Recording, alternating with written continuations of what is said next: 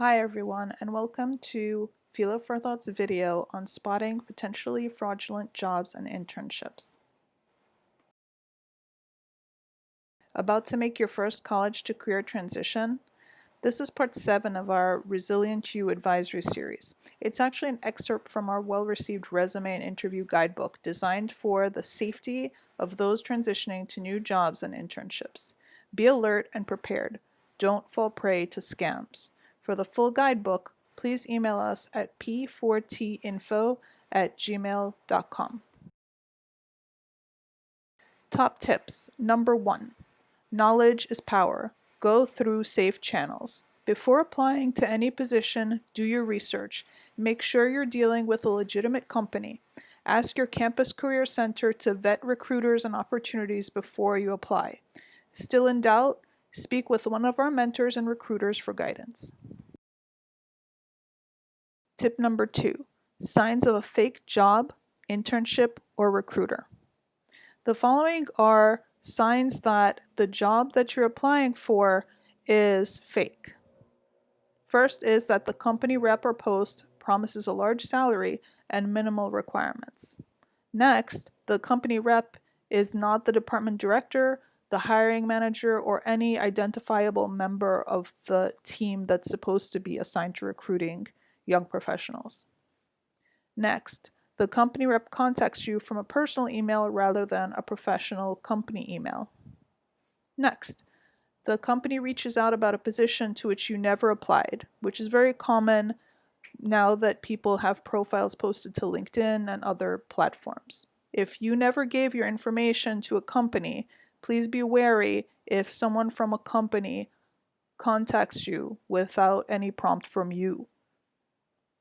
Next, the position is offered without talking or meeting to anyone from the company. Next, the position requires payment for a preliminary review or service of some kind. That's a red flag, definitely, that there's a scam.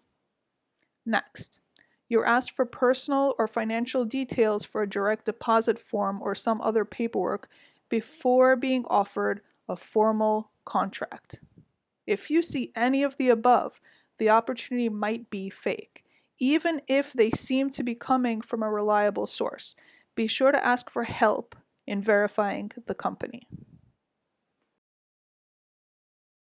Number 3, reporting suspicious reps and posts. Students, report suspicious posts or correspondence to your department and career center. If you feel uncomfortable at any point in a conversation with a rep who's on campus already and speaking with you, you may also reach out to public safety. Young professionals, report suspicious posts or correspondence to the Federal Trade Commission Consumer Information on Job Scams. The link is below. Number 4, selecting a valid internship or research opportunity. Know your rights. All employers must follow the standards outlined in the Fair Labor Standards Act, or FLSA, for any type of employee, paid or unpaid. If you need guidance on these and related career skills, please visit www.philoforthought.org or email us at p4tinfo@gmail.com for a tutorial. For additional guidelines and our young professionals job and intern checklist, we invite you to purchase our comprehensive guidebook. Here's a list of our upcoming events on November 28th, December 5th, and December 19th. You are welcome to visit our website for the additional details.